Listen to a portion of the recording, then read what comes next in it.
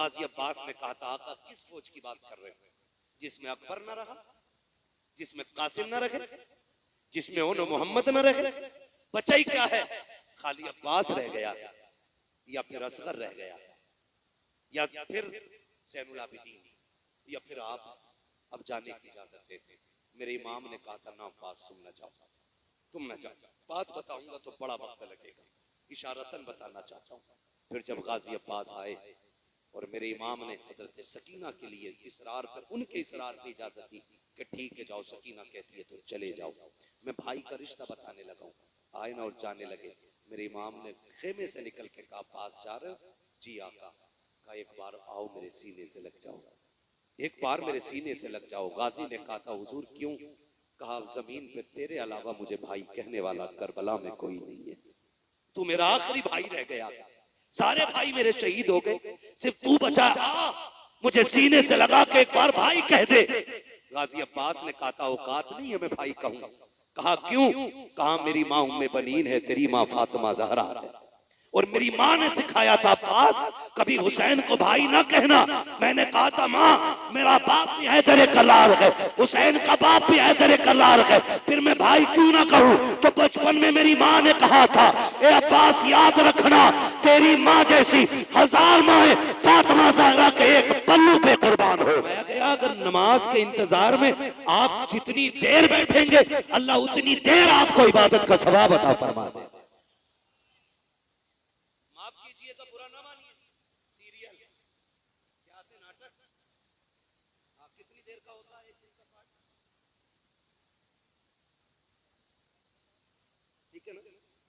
चलो जी 40 मिनट मान लिए मैंने, 40 मिनट के लिए 23.5 घंटे बंदा इंतजार करता है, 23 घंटे इंतजार कर रहा है कि अब कल को इसी टाइम आएगा, इसी टाइम आएगा।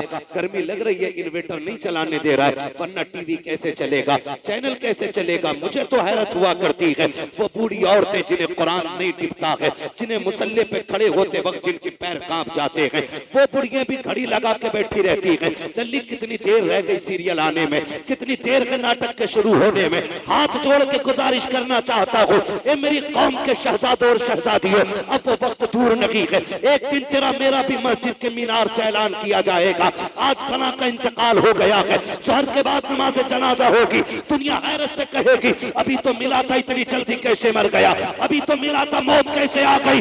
मगर मशीयत का नकीब कहेगा, इतराने की जरूरत नहीं है, इमारतें बुलंद है तो क्या हुआ, दौलत वाला है तो क्या हुआ, क्या मौत नहीं आएगी? अगर ये घमंड है तो सुन ले, हुए नाम पर बेनिशां कैसे कैसे, जमी खा गई आसमां कैसे कैसे। तैयारी करें, मौत की तैयारी करें। हम 23 घंटे इंतजार करते, सीरियल के 5 मिनट नमाज के लिए मर जाता है। 5 मिनट इमाम बदल दो, टाइम का पाबंद नहीं है। मैं तो इमामों से कहूंगा, मेरी ड्यूटी अल्लाह ने ये लगाई, आपकी ड्यूटी मस्जिद में। मैं कहूंगा अगर ज्यादा कोई बोले तो इमामत इस शर्त पे करो कि हर बालिग आकिल मुसलमान को मस्जिद में 5 वक्त नमाज पढ़ने आना पड़ेगा। लगाओ शर्त, जितनों पे फर्ज है सबको 5 टाइम आना पड़ेगा, और नहीं आएगा तो एप्लीकेशन लिख के लाएगा। आज मेरे बेटे की लेफ्ट साइड की टांग में इतना दर्द है, मेडिकल रिपोर्ट ये है, वो इसलिए नहीं आया। लगाओ तो हैरत नहीं आती हमें? सर्दी में अपने बेटे को कंबल उड़ा के आ रहे हैं और इमाम की चारपाई उल्टी कर रहे हैं। क्यों? नमाज तेरे बेटे पे फर्ज नहीं थी? खाली इमाम साहब पे नमाज फर्ज है?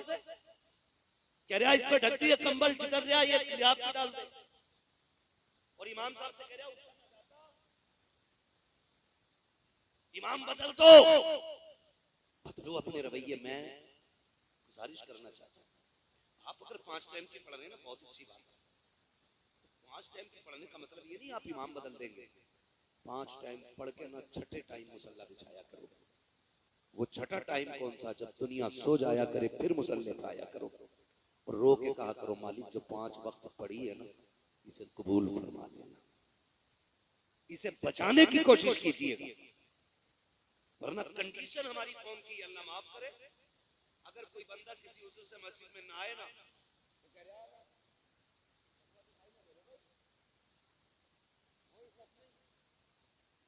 कलवा दिखाई ना दे रहे, तो मसला कलवे जगाई होने का नहीं है, मसला ये जो अच्छा ना रहे ना, ये अपनी हाजिरी बता रहे कि हम आए हुए इबादत कर रहे हैं, आप एहसान नहीं कर रहे हैं किसी, नमाज पढ़ने आप अपने लिए पढ़ रहे हैं। कभी हमदर्दी में पूछ लिया था तो इसे हमदर्दी नहीं कहते। अगर वाकई तुझे किसी से हमदर्दी थी तो मस्जिद में आवाज न लगाता, शोर करके किसी को रुसवा करने की कोशिश न करता। जैसी नमाज खत्म होती तन्हाई में उसके घर जाता, जब मस्जिद में नहीं आया था दरवाजे पे दस्तक देता, फिर जाके करीब बैठता, वो पूछता कैसे आया है, फिर हाथ पकड़ के कहता यार तेरे बगैर मस्जिद में दिल नहीं लग रहा था, तू आया कर, तू आता है तो मस्जिद में रौनक लगती है, तू आता है तो मस्जिद में दिल लगता है। खुदा की कसम जब तू इस तरह से किसी को मस्जिद में लाने के लिए तैयार करता, मैं नहीं जानता तेरे सजदों का क्या बना है, तेरे कयाम का क्या बना है, लेकिन इतना जानता हूं अगर इस तरह से तू किसी को मस्जिद में लाएगा, कोई तुझसे राजी हो न हो, मदीने वाला भी राजी हो जाएगा और साथ में काबे वाला भी राजी हो जाएगा। अपने आप को और आखिरत की फिक्र करो, आखिरत की फिक्र करो और कोशिश किया करो अल्लाह जो सजदे हो गए इन्हें कबूल कर ले, इन्हें कबूल कर ले। और नौजवानों से कहूंगा, नौजवानों एग्जाम आता ना तो पीर साहब के पास जाते हो कलम पढ़ दो, गलत कह रहा हूं, सही मुट्ठी भर के हाई स्कूल के पेपर है तरफ पढ़ दियो, उन्होंने भी लिया। मुझे एक बात बताओ, खाली फूंक मारने से अगर पास हो जाते ना तो मियाँ का बेटा ना अपने वक्त का डीएम एसडीएम बना बैठा होता।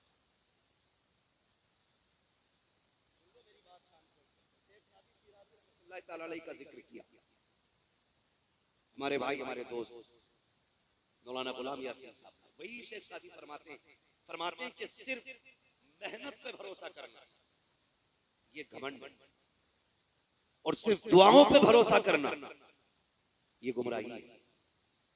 फरमाया पहले हिस्से का काम करो फिर मुसल्ले बिछा के दुआ करो। आप मेहनत तो करते नहीं, रात के 3 बजे तक पबजी खेला और पीर साहब तेरे एग्जाम में नंबर बढ़वा देंगे, पीर साहब के अपने नंबर पूरे नहीं है। नौजवानों अपने आप को, मैं कहना चाहता हूं कामयाबी चाहते हो ना फिर मस्जिदों के आदी हो जाओ, मस्जिदों के आदी हो जाओ, 5 वक्त मस्जिद में आया करो, छठे वक्त घर पे मुसल्ला बिछा लिया करो। वो छठा वक्त कौन सा? जब दुनिया सो जाए फिर मुसल्ला बिछाओ। रब इतना करीम है क्या बताऊं। हम यहाँ बैठे ना, हमारे शाकिर भाई आज हमारे बीच नहीं रहे, साल भर हो गया, वो कब्र के अंदर, अल्लाह की राज अल्लाह ही जानता है। और बड़ा करम किया उसने कि बंदों को मिट्टी में दफन कराया ताकि अच्छों की अच्छाई पे पर्दा पड़ जाए और बुरों की बुराई पे पर्दा पड़ जाए। हाँ, मिट्टी के अंदर रखवा दिया उसने। आप जिंदगी कैसे काट के गए, अब ये मामला आपका और बंदे का नहीं, अब ये मामला बंदे का और खुदा का हो गया। आप बद से बदतर को ये नहीं कह सकते कि वो जहन्नमी है। इतना बड़ा उसने पर्दा लगाया कि आप अच्छे से अच्छे को गारंटी नहीं ले सकते कि वो जन्नती है। ये राज अल्लाह ही, ये राज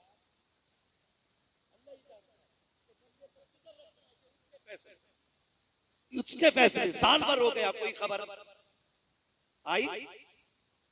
बोलो भाई, शाकिर भाई कोई इंतकाल हुए कितने साल हो गए? 1 साल हुआ, कोई खबर आई? कोई खत, कोई पैगाम, कुछ नहीं ना। साल भर बीत गया, हम उसके गुनाहगार बंदे बैठ गए। सुना है जिसके इसाले सवाब के लिए ये महफिल सजाती जाती है, अल्लाह उसके सारे गुनाह माफ फरमा दिया करता है। इसी उम्मीद पे तो बैठे ना सारे लोग, इसी उम्मीद पे बैठे। अल्लाह अगर हमारा भाई तेरे इताब में, तेरे अजाब में मुब्तला है ना, तू बड़ा करीम है, तूने कहा मैं 70 माओं से ज्यादा प्यार करता हूँ, तो मालिक इतना करम कर देना, उनकी कब्र को ताहत नजर कुशादा कर देना। मैं तो हैरत में हूँ, अल्लाह इन भाइयों को सलामत रखे, इन भाइयों को जिन्होंने आज भाई के लिए इतनी बड़ी महफिल सजाई है। वरना इस मतलबी दुनिया में कौन कहां किसके हाल पूछता है।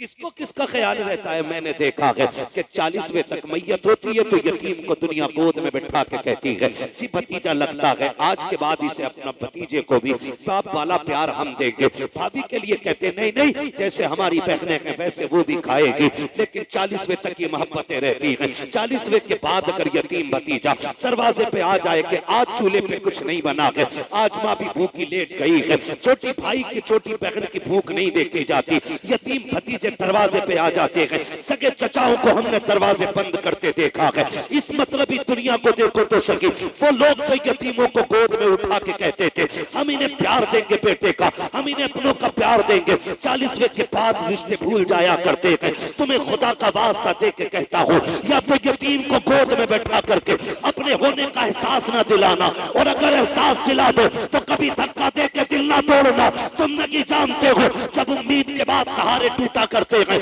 तो दिलों में कितनी बिजलियां गिरा करती हैं। आप क्या समझ सकते हो? वो कहा था किसी ने, उसके दिल से पूछिए, नाकामियों की लज्जत है जो मुसाफिर लुट गया हो जाके मंजिल के करीब। एक प्यासा तो वो है जिसे पता के पानी नहीं है, एक प्यासा वो है जिसे पता के 2 कोस के बाद मुझे पानी मिल जाएगा, लेकिन 2 कोस के बाद उसे कुआं तो मिल जाए लेकिन पानी निकालने के लिए टोल रस्सी ना मिले तो उसके दर्द को कोई अंदाजा नहीं लगा सकता है। मैं कहना ये चाहता हूँ, अगर आपका भाई चला गया है, पीछे यतीम छोड़ के गया है, पीछे बेवा छोड़ के गया है, तो उन्हें फरामोश न करना, उन्हें भुला ना देना, 40वें तक उनकी खुशियों का ख्याल ना रखना, बल्कि कोशिश ये कीजिएगा मेरे बच्चे खाएं क्या ना खाएं, यतीमों के दस्तरखान का ख्याल रखा जाएगा। इसलिए कि यतीम वो होता है जो लावारिस नहीं, बल्कि उसकी विरासत का हक मुस्तफा भी अदा करते हैं, खुद खुदा भी अदा करता।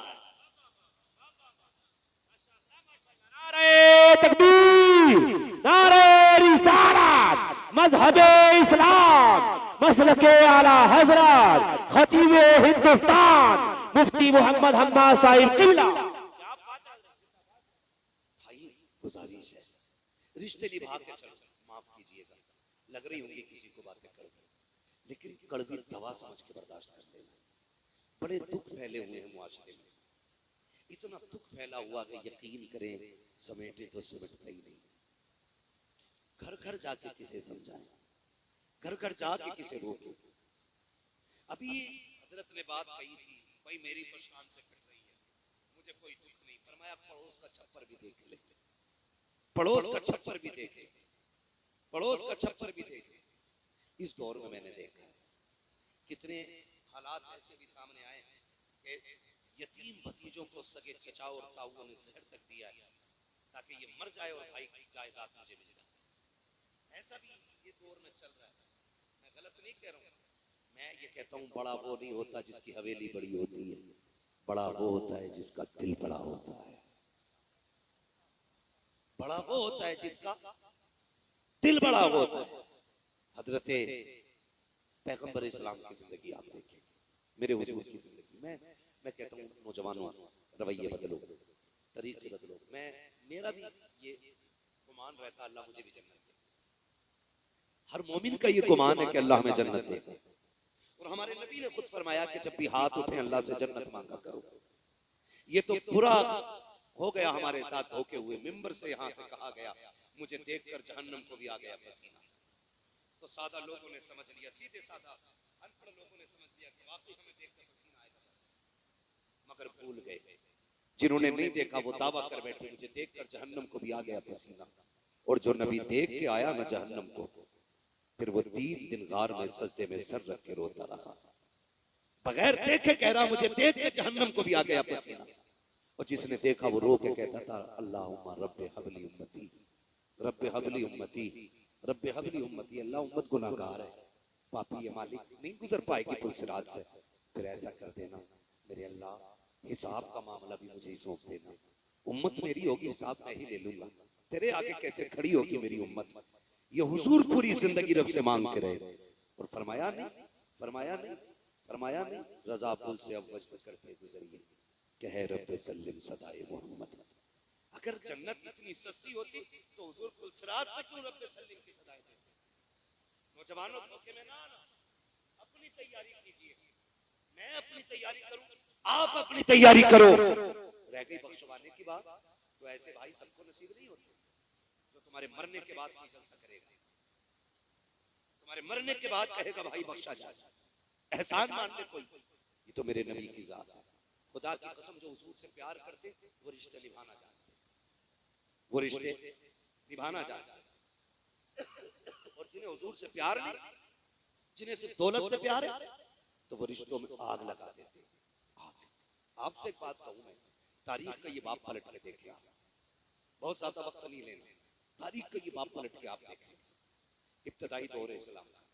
आज माफ कीजिएगा, हम वहां पे जाके पैसा देते सदके में जहां ऐलान हुआ है, फलाने 10,000 दिए, फलाने 20 दिए, फलाने 50 दिए। क्यों? ताकि जब ऐलान होता है ना तो हमारे दिल को ठंडक मिलती है।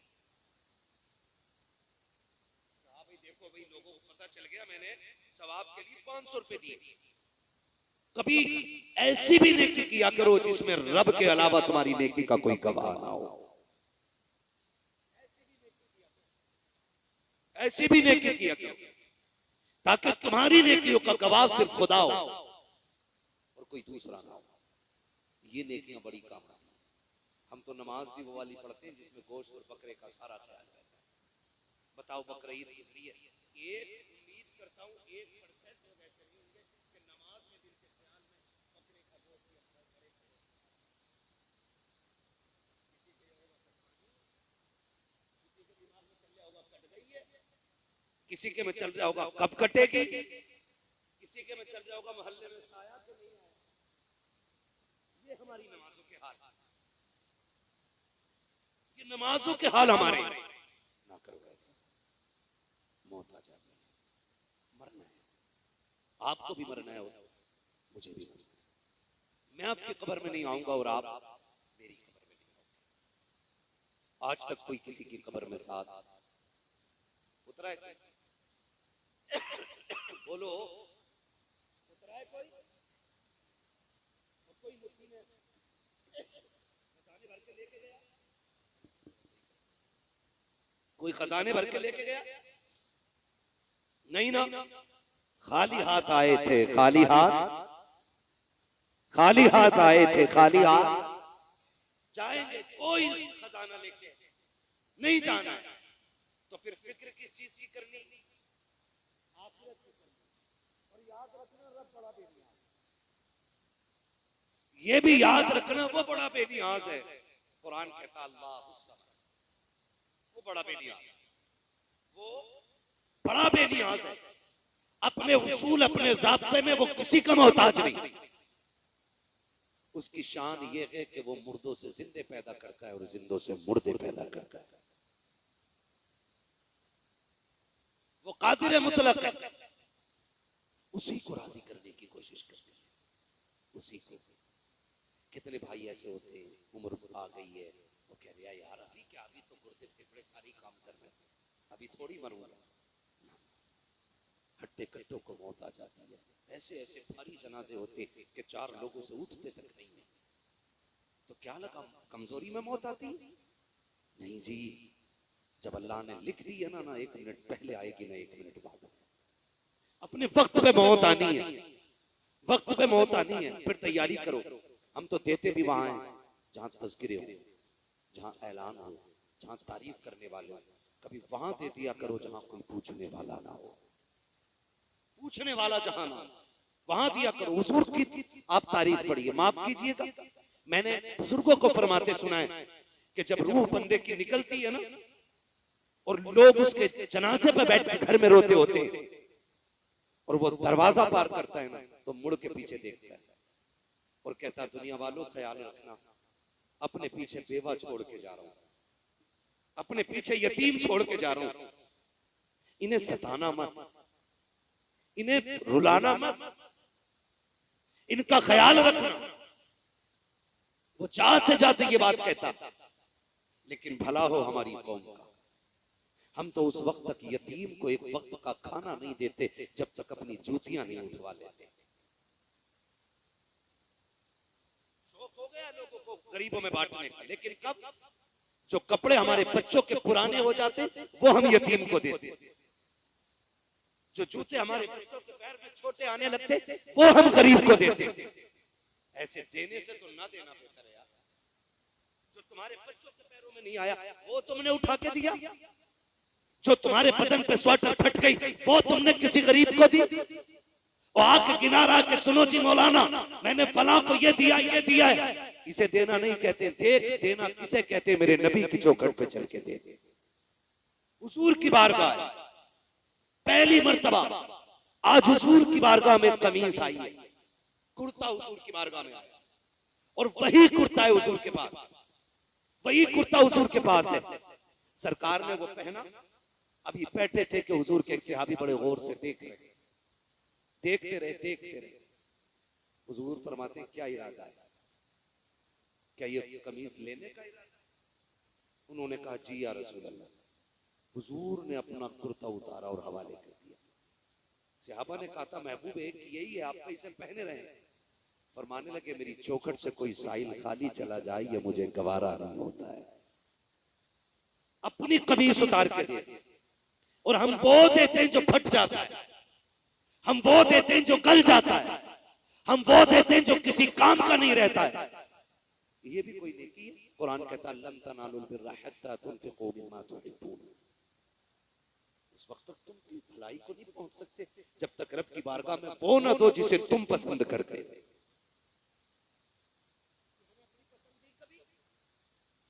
कभी सोचा कि मेरे ये पसंद है ये मैं फला को दे दूं? नहीं ना, तो फिर क्या फायदा? वो दो जिसे तुम पसंद करते हो, वो दो जो आपको पसंद है, वो दो जो आपको अच्छा लगता है, वो नहीं जो आपकी नजर से उतर गया है, वो नहीं जो आपके दिल से उतर गया है, वो नहीं देना, वो देना जो आपको पसंद है। और तारीख का ये बाब उठा करके देखे, इब्तदाई दौर है, इस्लाम का इब्तदाई दौर है, मेरा नबी है, मक्के की जमीन है, दौर इतना अजीब है कि जमीन भी पत्थर की है और दिल भी पत्थर के, दिल भी पत्थर के। एक बेवा औरत है, अल्लाह ने उसे एक बेटा दिया। माएं भी बड़ी अजीब होती हैं, अल्लाह एक बेटा दे दे और शोहर इंतकाल कर जाए, पूरी जिंदगी उसी बेटे की उम्मीद पे गुजार देती है। लोग कहते हैं पूरी जिंदगी पढ़िए निकाह कर ले, पूरी जिंदगी पढ़िए निकाह कर ले, लेकिन ऐसी भी औरतें कहती हैं नहीं, जब मेरा चांद जवान हो जाएगा ना फिर जिंदगी की सारी खुशियां मेरी ठोकरों में आ जाएंगी। लेकिन रोना भी आता है इस बात पे। 2 साल पहले दिल्ली के हज हाउस से खबर शाये की गई। हज हाउस में एक बंदा अपनी माँ को लेके गया और उससे कहा कि तेरा टिकट है हज का, और उसे हज हाउस में छोड़ के भाग गया। माँ बूढ़ी थी, 2 साल पहले की बात है, ये दिल्ली की कहानी है। उस माँ ने इंटरव्यू में कहा था, पूछा तेरा बेटा एक है और भी बच्चे हैं? उसने जो जुमले कहे थे आज भी रुलाते थे। उसने कहा कि जब ये 6 माह का था शोहर चल बसा, मैंने इसी के सहारे पूरी जिंदगी काटी और ये सोच के जिंदगी गुजारती रही है जवान होगा ना तो फिर सारे दुख धुल जाएंगे। लेकिन आज मेरा बेटा यहाँ अजनबी जगह पे इसलिए छोड़ गया ताकि मां पलट के वतन वापस ना आ सके।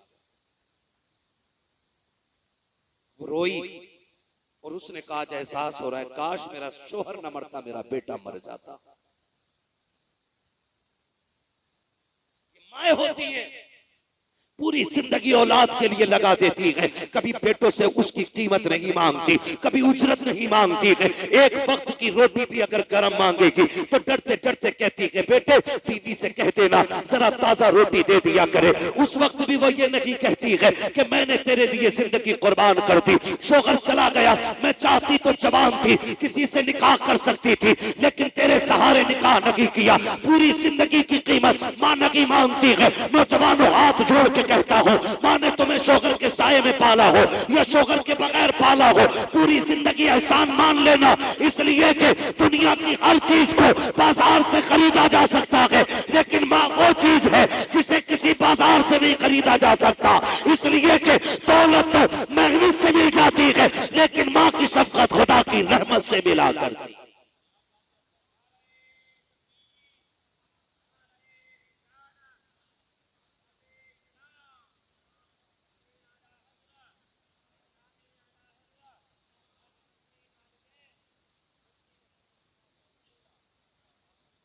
ख्याल करेंगे इंशाअल्लाह।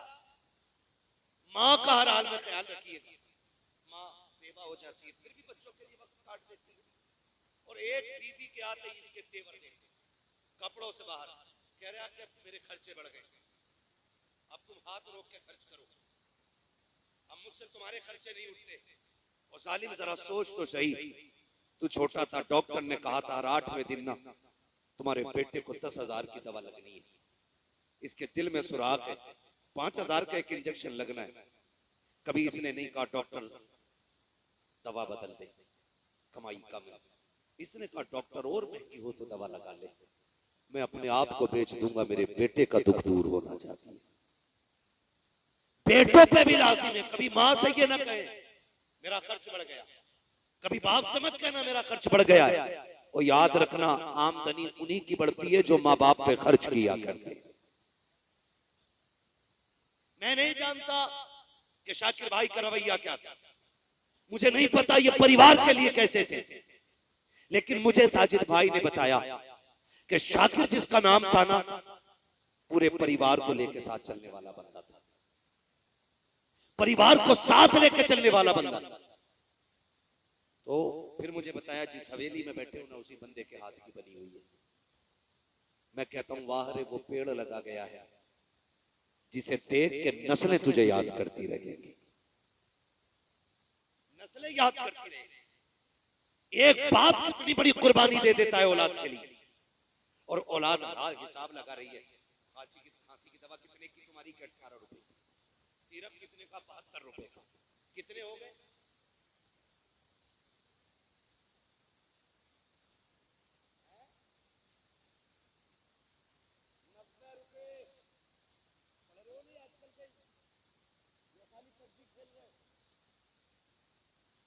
कितने हो गए? 90 रुपए। कहता ये फालतू का खर्चा है, ना किया करो। अमीर बनना चाहते हो तो फिर जो लाओ मां की गोद में डाल दो।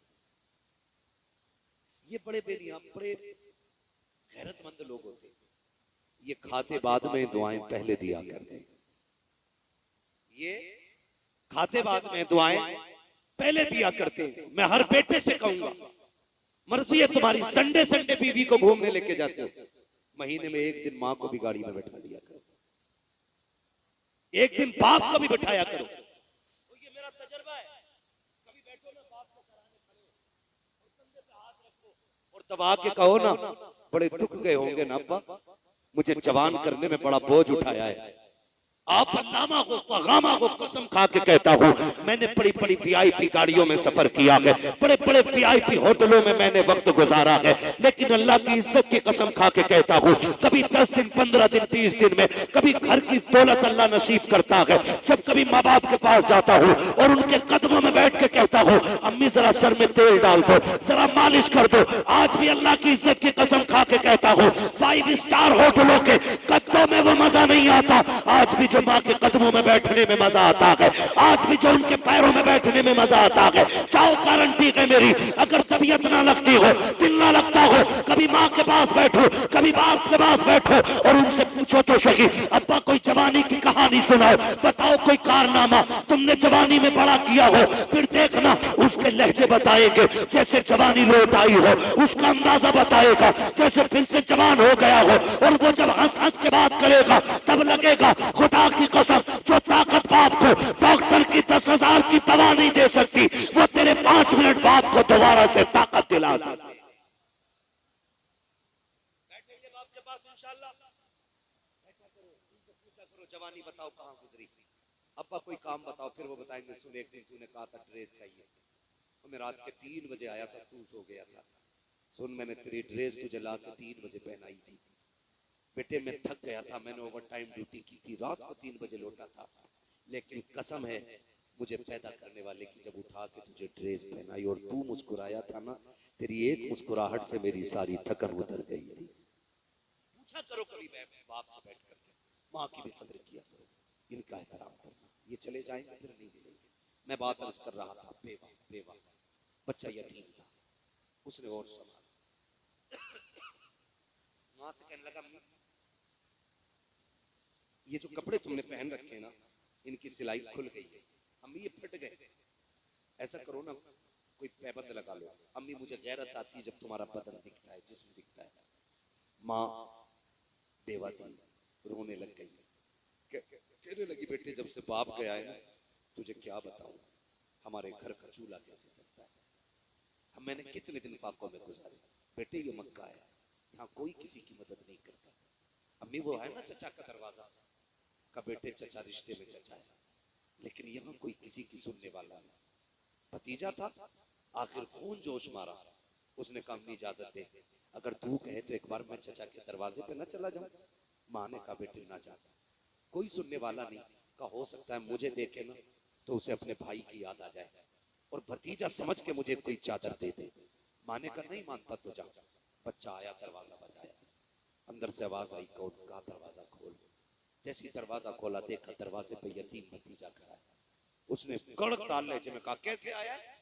उसकी गर्दन झुक गई। कहा मैं तेरे भाई का बेटा हूं, मेहरबानी कर मेरी माँ के बदन के जो कपड़े ना इतने फट गए हैं कि बदन दिख रहा है, कोई चादर हो तो दे दे। जैसे इतना सुना चचा ने धक्का दिया।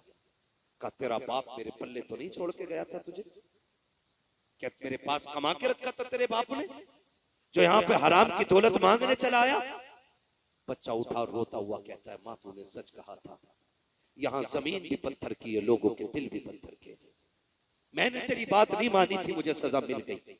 ये कह के बच्चा रोता हुआ आ रहा था। रास्ते में हुजूर के सहाबी से मुलाकात हो गई। उसने रोक के पूछा क्यों रो रहा है? उसने कहा बड़े दुखों का मारा। कहा मुझे बता। कहा यहाँ कोई किसी के दुख नहीं सुनता। बच्चा था ना, तो सहाबी ने कहा मुझे बता, शायद मैं काम आ जाऊं। बच्चे ने कहा जब सगा चचा काम ना आ सका तो तेरे जैसा अजनबी क्या काम आएगा? उसने कहा बात क्या है?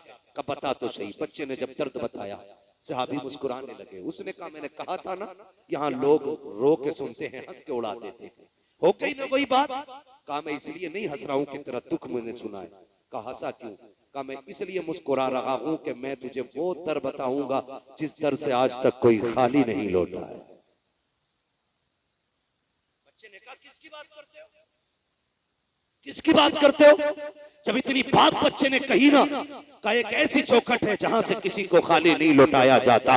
बच्चा कहता नाम बताओ। उन्होंने कहा कि वो एक शख्सियत है जिसे कुल कायनात मोहम्मद रसूलुल्लाह कहा करती है। कहा कहां मिलेंगे? कहा हरम शरीफ में मिलेंगे। बच्चा माँ का फर्माबरदार था। कहा ऐसे नहीं जाना है, पहले माँ से इजाजत लेके आऊंगा। अभी माँ की नहीं मानी थी, इसलिए धोखा उठा लिया है। बच्चा आया है, माँ ने देखा बेटा कभी रो रहा है कभी मुस्कुरा रहा है। माँ ने कहा बेटे बात क्या है? बच्चे ने कहा अम्मी जान रो इसलिए रहा हूं कि चचा ने धक्का देके निकाल दिया है। हंस इसलिए रहा हूं कि एक सखी का पता चल गया है, एक ऐसे सखी का दरवाजा मिल गया है, सुना है जिसकी चौखट से आज तक कोई खाली नहीं लौटा है। माँ ने कहा बेटे किसकी बात करता है? का नाम मोहम्मद रसूलुल्लाह है। माँ ने कहा ना बेटे उसके दरवाजे पे मत चले जाना, सुना के जो उसके पास चला जाता है वो उसी का हो जाया करता है। ए बेटे सुना ये है कि वो लोगों की बात तो सुनता है लेकिन पहले अपना कलमा पढ़ाता है।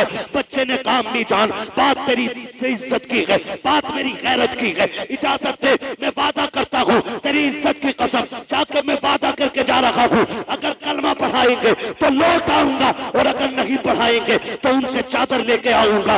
माँ ने कहा बेटे जा तो रखा है, ख्याल रखे कलमा नहीं पढ़ना है, उनसे दूर से बात करनी है। आओ मेरे नबी की शान देखो। बच्चा आया है, सरकार हरम शरीफ के अंदर है। बच्चे ने आवाज दी है या मोहम्मद इस्मा कलामी, मोहम्मद मेरी बात सुन लीजिए। आका करीम ने इतना सुना, रुख किया है बच्चे की तरफ। हरम के दरवाजे पे बच्चा खड़ा है। आका ने इशारा करके कहा क्या बात है? बच्चे ने कहा करीब आइए। सरकार अपनी जगह से उठे हैं। जब थोड़ा फासला रह गया बच्चे ने कहा ठहरिए, अब आगे ना आना। कहा क्यों? कहा करीब ना आइएगा, पहले मेरी बात सुन लीजिए। कहा क्या बात है? कहा मैं कभी ना आता, एक जरूरत खींच लाई है। आका फरमाते बता क्या जरूरत है? कहा बता तो दूंगा लेकिन शर्त है मेरी। कहा कौन सी शर्त है? कि मैं तुम्हारा कलमा नहीं पढ़ूंगा। मेरे नबी मुस्कुरा देते हैं। कहा वो तेरी मर्जी है, काम बता काम क्या है? बच्चे ने कहा जी मैं यतीम हूँ। जैसे उसने यतीम कहा है नबुव्वत वाली आंखों में आंसू आ जाते हैं। सरकार आगे बढ़ते हैं, बच्चे के सर पे हाथ रख के कहते हैं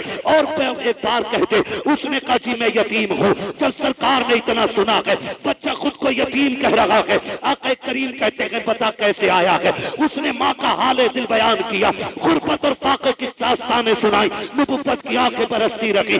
बच्चा समझदार था, कहने लग गया गरीब मैं हूँ आप क्यों रोए हो, यतीम मैं हूँ आप क्यों रोए हो। जब इतनी बात सुनी है मेरे नबी फरमाते हैं जब मैंने तेरी यतीमी का दौर सुना है तो मुझे अपना बचपन याद आ गया है, मुझे माँ के साथ गुजारे हुए लम्हे याद आ गए हैं। उसने कहा मुझे चादर चाहिए, अगर दे सकते हो तो लेकिन कलमा नहीं पढ़ूंगा। मेरे नबी मुस्कुराए, मुजम्मिल वाली चादर उतारी और यतीम के हवाले कर दी। लो बेटे और कुछ चाहिए। बच्चे ने इतना सुना और चादर को सीने से लगाया, मगर खुदा की कसम आका करीम से मुलाकात का हाल ये था कि जुल्फ देखी है कि नजरों ने घटा देखी है, लुट गया जिसने मोहम्मद की अदा देखी है।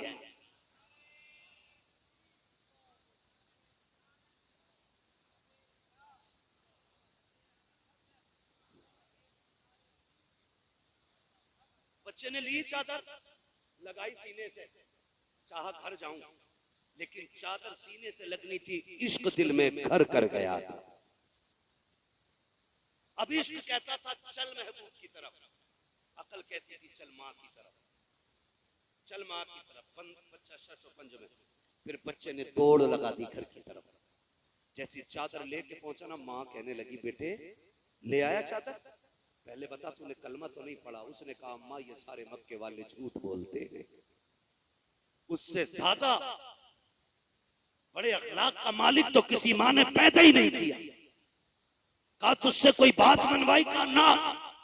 उसने जब मेरा दर्द सुना तो वो रोने लग गया था। माँ, मैंने कहा मेरी माँ को एक कपड़ा चाहिए, उसने अपने कंधे की चादर उतार के दे दी। अम्मी एक चादर थी वो भी उसने दे दी। माँ रोने लग गई, कहने लगी पगले सिर्फ चादर लाया है?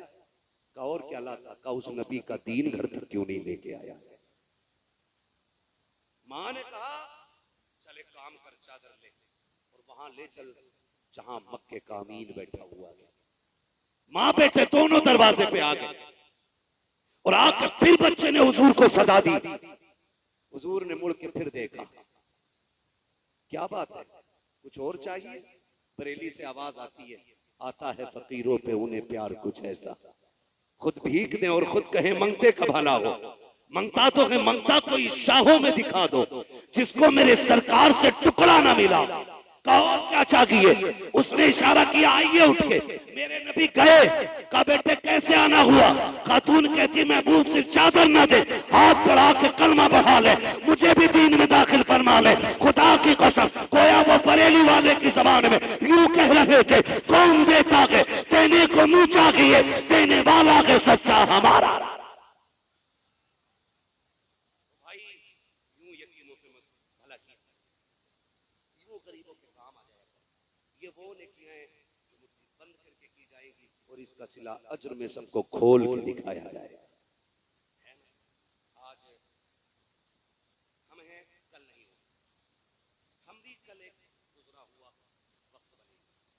हो सकता है तारीख बने या वो भी ना बने, वरना आज जिंदगी में अगर बच्चों को बाप के लिए वक्त नहीं है तो मरने के बाद हमारे लिए किसके पास वक्त होगा?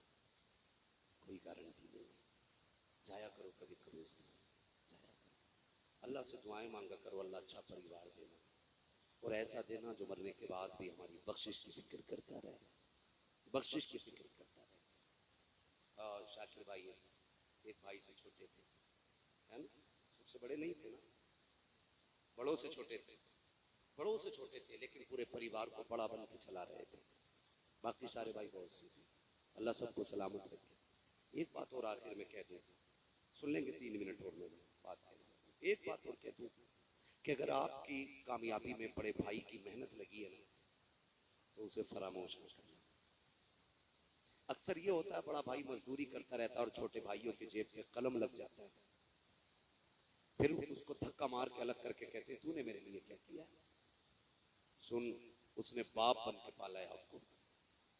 अगर वो मजदूरी ना करता, तेरी जगह खेती ना करता ना, तो आज तेरी जेब पे कलम नहीं होता, आज तेरे बदन पे कोट नहीं होता। धक्के दे के अलग अलग। आप पीएम एसडीएम कुछ भी बन जाओ, अल्लामा बन जाओ, पीर बन जाओ, लेकिन जिसकी मेहनत लगी है ना उसकी कुर्सी अलग ना डालना। जब तेरे वीआईपी मेहमान आए ना, तो सबसे ज्यादा वीआईपी कुर्सी उस बंदे के लिए डालना जिसने तुझे कामयाब बनाया है। और लोग पूछे कौन है ये, तो कहना ये वो है जिसकी वजह से आज ये इज्जत अल्लाह ने अदा की है। ऐसा करने से तेरा कद घटेगा नहीं, अल्लाह कद बढ़ा देगा, बढ़ा देगा। और अल्लाह का नेक बंदा वो है जो अपने मोहसिन का एहसान मानता है। जो मोहसिन का एहसान ही ना माने, ना वो बंदों का है और ना वो खुदा का,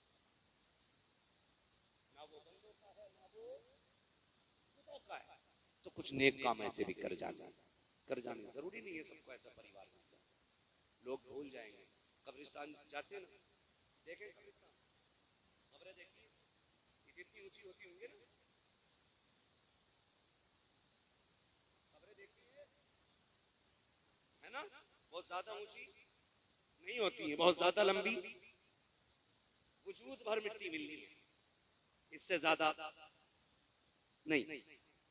बस जितना आपका कद है उतनी जमीन आपको मिलेगी, उससे ज्यादा।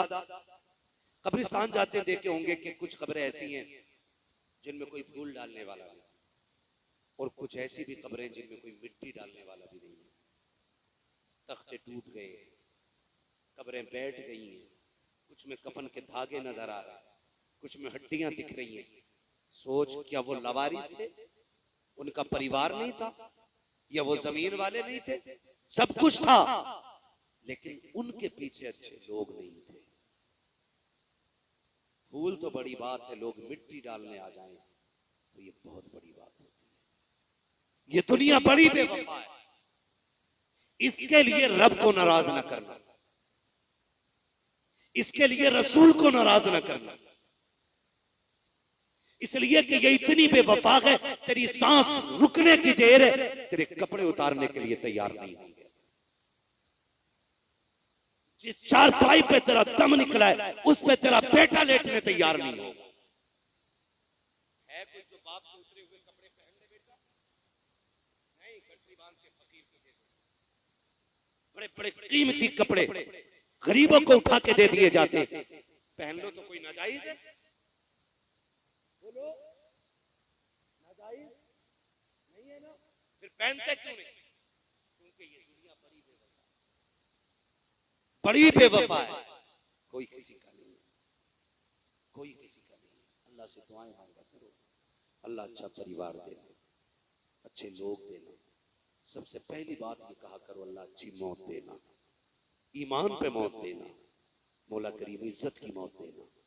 और इस हाल में मौत देना कि जब जनाजे उठ रहे हो तो कोई बताए या ना बताए, हमारे कफन से आवाजें आई, लहद में उश्क रुखे शह का दाग लेके चले, अंधेरी रात सुनी थी चराग लेके चले, तेरे गुलामों का नक्शे कदम है रागे खुदा, वो क्या भटक सके जो ये सुराग लेके चले।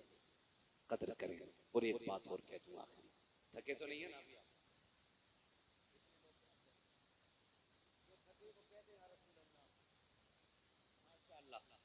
नहीं, मसला यह है कि हम हुजूर के नाम पे हर हाल में या रसूल अल्लाह कहने तैयार हैं, बोली खाली नहीं जाने देंगे, सारे बोलने जरा या रसूल अल्लाह। हम यही तो कहते हैं यार, यही तो कहते हैं, नींद में भी हो तो बोल दिया करो, ताकि दुनिया को ये पता चल जाए कि ये कौम सबसे ज्यादा अपने हुजूर से इश्क करती है ना? अब सारे बोलने जरा या रसूल अल्लाह।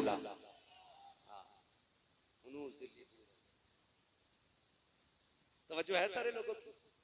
मैं आपको आखिरी बात बता दूं, आखिरी बात, रिश्तों की कदर कर लें, यानी भाइयों की कदर कर लें। इसलिए कि भाई वो दीवार होती है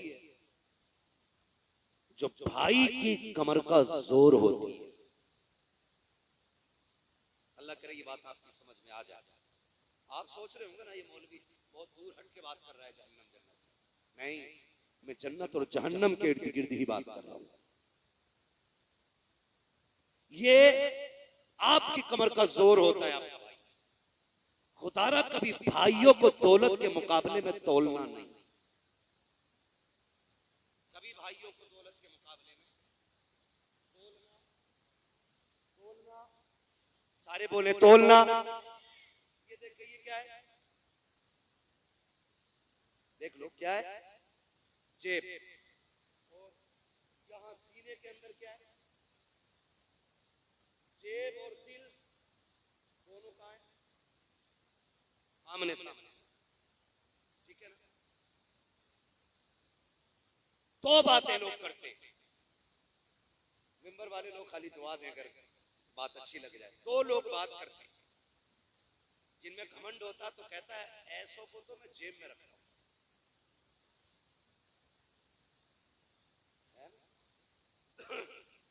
तू है क्या, तेरे जैसे मेरी जेब में रहते हैं, जेब में। एक जुमला बोला जाता है कि नहीं, जब किसी पे कोई घमंड करके कहता है ना चल जा, तेरे जैसे जेब में रखता हूं, जब चाहूं 10 खरीद सकता हूं। ये कब आती है बात, ये तब आती है जब ये जेब की चीज दिल में चली जाती है। पैसा कहां रखा जाना चाहिए, रिश्ते कहां रखे जाने चाहिए, सलामत रहे, रिश्ते कहां रहने चाहिए। और पैसा जब जेब में रिश्ते होंगे और पैसा दिल में होगा, तब बंदा बात कहता तेरे जैसे मेरी जेब में रहते। लेकिन जा, मेरा चैलेंज है तुझे, जितनी चाहे दौलत ले ले, जितना चाहे पैसे का मालिक बन जा, अल्लाह की इज्जत की कसम खा के कहता हो, तू बंदे खरीद सकता है, मार्केट से भाई नहीं खरीदे जा सकते हैं। तू बंदे खरीद सकता है, भाई नहीं खरीद सकता। मजदूर खरीद सकता है, भाई नहीं खरीद सकता। खादिम खरीद सकता है, भाई नहीं खरीद सकता। नौकर खरीद सकता है, भाई नहीं खरीद सकता। मजदूर वो होता है जो तेरी जूती उठाने तक काम आएगा, और भाई वो होता है जो तेरे सीने की गोली अपने सीने पे खा लिया करता है।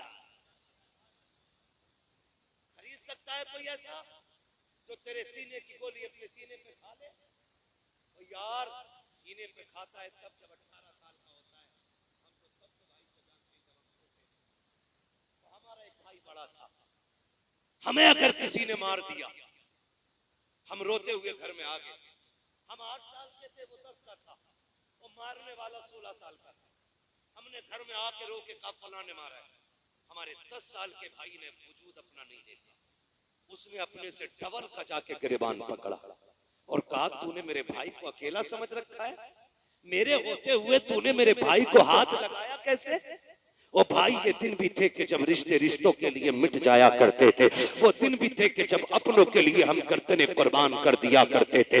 आज भी वही रिश्ते, वही आंगन, वही हवेली है, वही घर है, वही दीवारें हैं, वही मकान है, वही भाई है, वही ताल्लुकात है। कल जो भाई भाई के लिए दूसरे का गिरबान पकड़ लेता था, आज टके भर की दौलत के लिए भाई भाई का गिरबान पकड़ के कचहरी में ले जा रहा है, भाई भाई को पकड़ के अदालतों में डाल रहा है, भाई भाई को रुसवा करने पे लगा है। हो क्या गया है? कल तक जो भाई भाई के लिए मर जाता था, आज भाई भाई को मारने पे क्यों आ गया है? तो सुनो, फर्क इतना है, जब हम छोटे थे तो दिलों में रिश्ते रहते थे, जब से जवान हुए हैं रिश्ते जेब में आ गए हैं, दौलत दिल में आ गई है। और तुम्हें खुदा का वास्ता रिश्ते दिल में रखा करो, दौलत जेब में रखा करो, इसलिए कि दौलत मेहनत से मिल जाती है, रिश्ते खुदा की रहमत से मिला करते।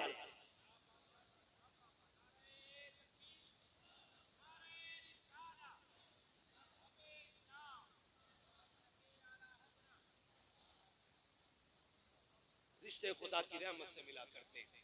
उनसे पूछो जिन्होंने भाइयों का जनाजा उठा लिया, कितनी बड़ी कीमत उनकी चली गई है। मैं अल्लाह की इज्जत की कसम खा के कहता हूं, मैं और आप क्या जाने भाई को। आज तुझे एक भाई का रिश्ता बताऊंगा, दुनिया जिसे गाजी अब्बास कहती है। गाजी अब्बास, तारीख पढ़ेंगे सारे उलमा बैठे हैं। कौन गाजी अब्बास? जो करबला के मैदान में जाने की इजाजत मांग रहे, तो हुसैन ने कहा था अब्बास तुम न जाना। कहा क्यों? कहा तुम चले गए तो मेरी कमर का जोर चला जाएगा, तुम चले गए तो मेरी जमात का अलम कौन उठाएगा, तुम मेरी फौज के अलमबरदार हो। तब गाजी अब्बास ने कहा था आका किस फौज की बात कर रहे हो, जिसमें अकबर न रहा, जिसमें कासिम न रहे, जिसमें ओनो मोहम्मद न रहे, बचा ही क्या है? खाली अब्बास रह गया, या फिर असगर रह गया, या फिर ज़ैनुल आबिदीन, या फिर आप अब जाने की इजाजत देते। मेरे इमाम ने कहा था ना अब्बास तुम न जाओ, तुम न जाओ, बात बताऊंगा तो बड़ा वक्त लगेगा, इशारतन बताना चाहता हूँ। फिर जब गाजी अब्बास आए और मेरे इमाम ने हजरत सकीना के लिए इसरार पर, उनके इसरार पे इजाजत दी कि ठीक है जाओ, सकीना कहती है तो चले जाओ, मैं भाई का रिश्ता बताने लगा हूँ। आए ना और जाने लगे। मेरे इमाम ने खेमे से निकल के कहा पास जा रहे हो? जी आका। कहा एक बार आओ मेरे सीने से लग जाओ, एक बार मेरे सीने से लग जाओ। गाजी ने कहा था हुजूर क्यों? कहा जमीन पे तेरे अलावा मुझे भाई कहने वाला करबला में कोई नहीं है, तू मेरा आखिरी भाई रह गया, सारे भाई मेरे शहीद हो गए, सिर्फ तू बचा, मुझे सीने से लगा के एक बार भाई कह दे। गाजी अब्बास ने कहा था औकात नहीं है मैं भाई कहूं। कहा क्यों? कहा मेरी माँ उम्मे बनीन है, तेरी माँ फातिमा ज़हरा है, और मेरी माँ ने सिखाया था अब्बास कभी हुसैन को भाई ना कहना। मैंने कहा था माँ मेरा बाप भी हैदर करार है, हुसैन का बाप भी हैदर करार है, फिर मैं भाई क्यों ना कहूँ? तो बचपन में मेरी माँ ने कहा था ए अब्बास याद रखना तेरी माँ जैसी 1000 माएं फातिमा ज़हरा के एक पल्लू पे कुर्बान हो सकती। मैंने कभी आपको नजर भर के नहीं देखा, आज भाई कहते। मेरे इमाम ने कहा था आज लग जाना यार गले से, आज भाई कहते। दौड़ के आए, भाई कहा सीने से लग गए। मेरे इमाम की चीख निकली और गाजी अब्बास जब सवार होकर घोड़े पे जाने लगे, फरमाया उम्मे रुबाब शहरबानो आओ, आओ खेमे के दरवाजे पे आके देखो। पूछती थी ना कि बाबा जंग में जाते थे अली कैसे लगते थे, फरमाया सुनो जिसे अली को देखना हो वो मेरे गाजी अब्बास को देख ले। गाजी अब्बास को देख लो। और अब्बास कोई छोटा कद न था, अब्बास उस कद को कहा जाता था जो खड़े खड़े घोड़े की गर्दन पे पैर रखने की ताकत रखता था। को अब्बास कहा जाता। गाजी अब्बास गए करबला के मैदान में, बात तवील हो गई, शहादत का मुकम्मल वाक़या, बस इशारतन भाई बताने लगा हूं। भाई किसे कहते हैं और रिश्ते कैसे निभाए जाते हैं। रिश्ते गए, मशकीज़ा भरा, वापस आ रहे। अमर बिन साद ने क्या कहा? पानी नहीं पहुंचना चाहिए, पानी पहुंच गया ना तो कयामत आ जाएगी। मुश्किल से प्यारे प्यासे शहीद हुए, अगर पानी मिल गया तो क्या होगा? आप पूरी ताकत लगा दो पानी नहीं जानी चाहिए, ताकत लग गई पानी नहीं जाना चाहिए। ताकत ऐसे लगी तलवारों से चारों तरफ से घेर लिया, लेकिन शेर भी अली का शेर था, जिसके बाजुओं में अली की ताकत हो ना फिर तलवार मुकाबला नहीं कर सकती है। बाप की शान का आलम यह था जब उनकी तलवार चलती थी आवाज आती थी शाह मर्दा शेर यज़दा कुव्वत परवरदिगार ला फता इल्ला अली ला सैफ इल्ला जुल्फ़िकार। और ये हैदर कर्रार के शहजादे जिधर अब्बास गर्दन घुमा देते हैं उधर सफे की सफे पलट जाती है, जिधर तलवार रुख कर देती है जिस्म के टुकड़े नजर आते। अमर इब्न साद ने कहा था बेवकूफी ना करो, अली का शेर है सामने से नहीं गिराया जा सकता। कहा फिर का बाजू काट दिए जाएं। पीछे से बाजू पे हमला हुआ, एक बाजू कटा, दूसरा बाजू कटा, मशकीज़ा दांतों में आ गया। सामने सकीना प्याला लेके खड़ी थी, कहती थी चाचा जल्दी आ जा, मेरा असगर प्यासा है। गाजी अब्बास कहते हैं मैं चाहता हूं कि घोड़े दौड़ा दो, लेकिन क्या करूं अब यजीदी सफे आगे से लग गई है। यजीदियों ने हमला करना शुरू किया। कहते मैंने मशकीज़ों को दांतों से दबाया, फिर उन्होंने तीरों का सहारा लिया। कहते जो तीर मशकीज़े पे आता था मैं कमर लगाता था और तीर कमर पे ले लेता था। बेशुमार तीर कमर के पार हो गए ताकि सकीना का मशकीज़ा बाकी बच जाए। कहते एक तीर ऐसा आया जो आके मशकीज़े के पार हो गया, फिर पानी बहना शुरू हो गया। फिर मैंने सकीना को देखा, मशकीज़ा बहा, पानी गिरा, सकीना के हाथ से प्याला छूट गया। कहते असगर जितना रोना है रो ले, अब गाजी वापस नहीं आना है, अब पानी नहीं आने वाला। गाजी अब्बास कहते हैं फिर एक ऐसी बर्छी लगी कि जो मेरे सीने के पार हुई, एक तीर आया जो मेरी आंख के पार हो गया। जब मैं घोड़े से नीचे आया मैंने कहा लिया हुसैन, आका हुसैन मुझे संभालो, आज तुझे बताऊं भाई क्या होता है। जैसी इतनी आवाज आई है सुन, मेरे इमाम ने कमर पे हाथ रखा था और कहा था आज मेरी कमर टूट गई है, मेरा भाई चला गया है। तारीख गवाह है, अकबर गए हुसैन ने कमर नहीं पकड़ी है, कासिम गए हुसैन की कमर पे हाथ नहीं आया है। सुनो तो सही, शहीद हुए के भांजे, हुसैन की कमर पे हाथ नहीं आया है, लेकिन जैसी गाजी की आवाज आई थी, हुसैन आके भाई को संभालो, मेरे हुसैन का कमर पे हाथ आ गया था और कहा था आज हुसैन की कमर टूट गई है। ये कहते आप आए हैं मक्तल में, आवाज दे रहे हैं अब्बास अब्बास किधर हो।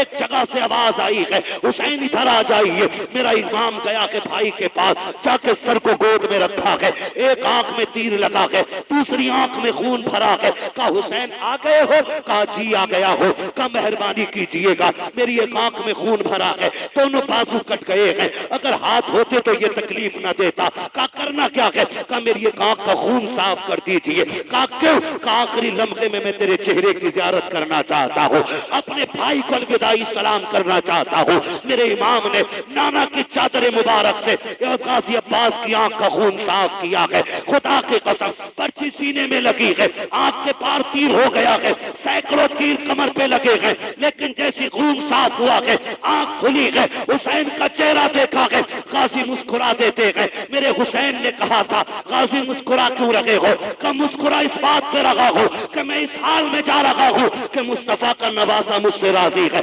हुसैन मुझसे राजी है, तारीख गवाह है। कहा था हुसैन अगर मेरा इंतकाल हो जाए तो नाना से कह देना मैं गाजी से राजी हो गया हूं, आप भी गाजी से राजी हो।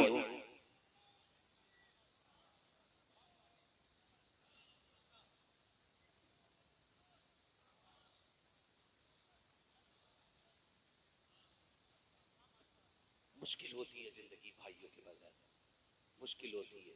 वो भाई चाय पी के भाई कहने वाले हजार मिल जाएंगे, खाना खा के भाई कहने वाले हजार मिल जाएंगे, लेकिन तेरे सीने की गोली अपने सीने पे लेने वाला भाई किसी बाजार में नहीं मिलेगा। तेरे लिए अपनी जान की बाजी लगा देने वाला भाई किसी मार्केट में नहीं मिलेगा। आज है तो इज्जत कर लो।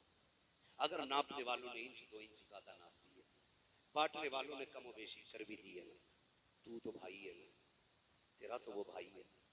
सुन, अगर लोग लड़ाने पे आ जाए और वो कह दे 1 इंच नहीं दूंगा मर जाऊंगा, जाओ उसे सीधे से लगा दे। क्या पगले तू इंच भर की बात करता है, मुझे तेरे चेहरे में बाप का चेहरा नजर आता है, जा तू कहे तो सारी छोड़ दूं।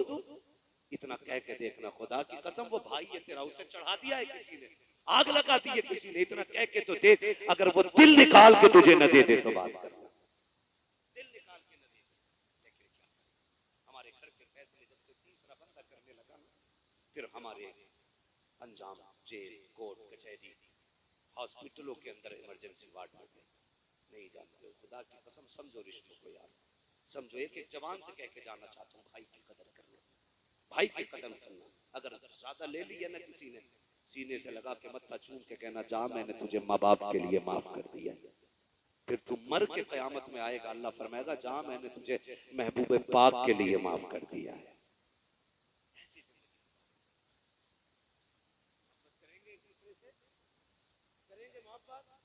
अगर हमारा कोई भाई चला गया और अपने पीछे कोई छोड़ गया तो उसे उसकी तन्हाई का एहसास न होने देना।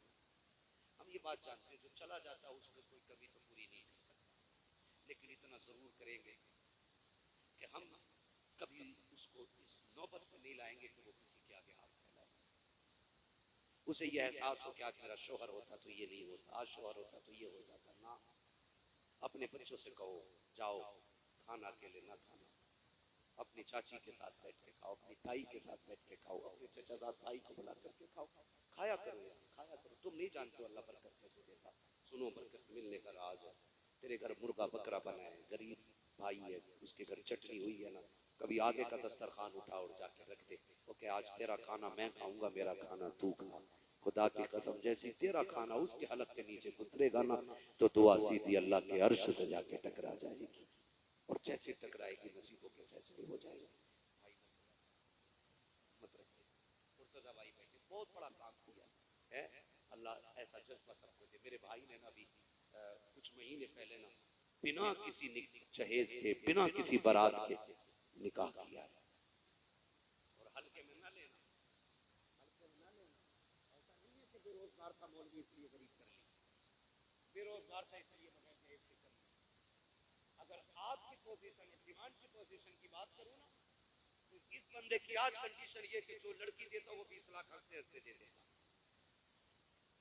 और मुझे बताया शुएब भाई ने कि इनके देखा था कि 3-4 बंदे और तैयार हो गए बिना जहेज के निकाह करने के। बोल दो यार सुभान अल्लाह है। तो मैं कहता हूं इन्हें यहां सिला दे देगा कोई, यहां कोई अजर दे देगा नहीं। मैं तो अल्लाह की इज्जत की कसम खा के कहता हूं जब वो बच्ची इनके घर जाके इज्जत से लेटी होगी तो किसी ने बददुआ दी होगी, किसी ने कहा होगा चावल मार दिए, किसी ने कहा होगा बारात में 7 बंदे खाली बारात में कितने 7 बंदे कईयब के पेट में दर्द हुआ होगा, लो जी हमारे भैया के में खाली हमें न खिलाई। दुनिया ने बुरा कहा होगा लेकिन बच्ची ने जब ख्याल किया होगा ना मेरे बाप की मजदूरी, अगर इसके अलावा कोई और दूल्हा बन के आता तो 5 लाख खाने का खर्चा होता, मेरे बाप की कमर टूट जाती खाने खर्चे में, 10 लाख डिमांड होता, 5 लाख का जहेज होता, 25-30 लाख में आग लग जाती, उसकी आंख में आंसू आ गए होंगे और उसने झोली फैला के कहा होगा अल्लाह इस घर में बरकतें देना, जिन्होंने तेरे महबूब की रजा के लिए मुझे निभाया है अल्लाह महशर में निभा लेना। मैं नहीं जानता इन्होंने सुना कि नहीं सुना है, किसी ने सुना या नहीं सुना, जब बच्ची की झोली फैली होगी ज़हरा के बाबा ने उसकी आवाज को जरूर सुन लिया। आपसे गुजारिश है एक नेकी ऐसे कर जाइएगा तो आप करेंगे इंशाल्लाह, करेंगे इंशाल्लाह, गरीबों को निभाते रहे। मेरे भाई जितने भी भाई यहाँ बैठे हैं मैं सबसे कहूंगा खुदा रहा मैं जन्नत बांट के नहीं जा रहा हूँ, जन्नत मेरे बाप की नहीं है, जन्नत रसूल पाक की है और इतनी सस्ती भी नहीं है कि मौलवी प्लेट की तरह उठा के दे दे। जन्नत उसे मिलेगी जो रब रसूल को राजी करेगा। कोशिश ये करें हम राजी कर लें, एक नेकी ऐसी कर जाओ जो आखिरत में काम आ जाए, एक नेकी कर जाओ। इमाम गजाली रहमतुल्लाह तआला अलैहि के हवाले से गालिबा मशहूर है, तो इमाम गजाली का मिसाल हुआ ना, किसी ने देखा जन्नत में पूछा कैसे बख्शे, उन्होंने कहा बाकी तो कोई कोशिश ही नहीं हुई। अल्लाह ने पूछा गजाली आ मैं तुझे जन्नत में, मैंने कहा मालिक क्यों?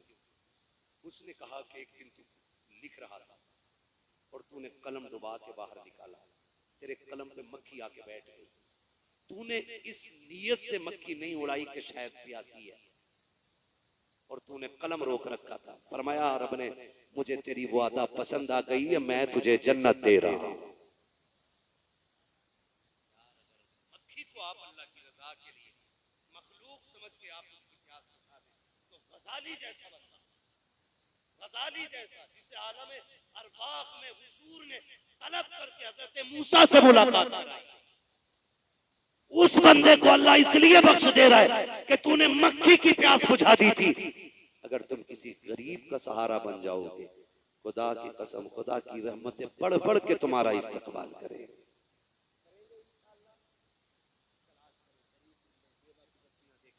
ऐसी बच्चियां जिन्हें कोई बिना पैसे के ले जाने तैयार नहीं, बालों में सफेदी आ गई है, जाओ उन्हें इज्जत से अपने घर की इज्जत बना लो। तुम्हें मरने में देर लगेगी, तुम्हारी कब्र को जन्नत बनाने में मुस्तफा को देर नहीं लगेगी। ससुराल से कोई पलका नहीं,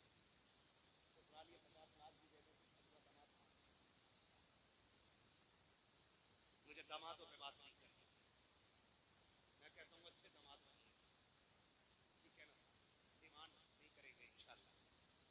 वादा करें इंशाल्लाह। कितने लोग जन्नत में जाना चाहते हैं, जरा हाथ उठा के बताते हैं। भाई मैं पहले उठा लूं, मुझे जाना है। तो भाई साहब आपको नहीं जाना है? ये सो रहे, ये आगे वाले सो रहे, हाथ उठा लो, हाथ उठा लो, हाँ उठा लो, कोई बात नहीं। या अल्लाह जितने लोगों ने हाथ उठाए महबूब के सदक़े में सबको जन्नती बना दे। आमीन कह सकते हैं। सारी जन्नत में जाना चाहते हैं तो आसान तरीका है, किसी गरीब का सहारा बन जाओ, अल्लाह जन्नत के रास्ते आसान फरमा दे। ठीक है, नहीं कोई बात नहीं। मैं आज मैंने पहली बार किसी बंदे को सोते हुए उठाया है, वरना मैं नहीं उठाता। क्यों? इसलिए नहीं उठाता हूं, मैं जानता हूं जलसों में हाथ रखती है और ख्वाब दिखता है तो फिर ख्वाब में हुजूर ही आया करते हैं,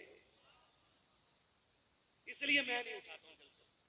मैं गौसे पाक की महफिल चल रही है, दीवाना सो गया, गौसे पाक मिंबर छोड़ के नीचे उतर आए, हाथ बांध के खड़े हो गए, थोड़ी देर गुजरी वापस गए, मिंबर पे बैठ गए, महफिल खत्म हुई। किसी ने कहा हुजूर आप तकरीर करते करते मिंबर से क्यों उठ गए थे? कहा ये जो सो रहा था ना इसके ख्वाब में हुजूर आ गए थे। कहा फिर मैं भी हुजूर के इस्तकबाल में मिंबर से उठ के आ गया था। तो अगर आंख जलसों में लगे ख्वाब दिखे तो फिर ख्वाब में हुजूर आया। और फिर जितने यहाँ बैठे खुदा खुदा के कसम एक की तमन्ना यही होगी ना, सुना है आप हर आशिक के घर तशरीफ लाते हैं। साजिद भाई बोल दो सुभान अल्लाह। दोबारा बुलाना है कि नहीं? हाँ तो फिर जोर से सुभान अल्लाह बोलो, वरना तारीफ नहीं मिलेगा। अकेला बंदा काम कर गया अपनी वजह से। अब सारे बोलते हैं जरा सुभान अल्लाह। सुना है आप हर आशिक के घर तशरीफ लाते हैं, मेरे घर में भी हो जाए चरागा। क्या बात है, पक्के बरेलवियों में आज मेरे घर में भी हो जाए, मेरे घर में भी हो जाए चरागा, चरागा या रसूल अल्लाह। मौला करीम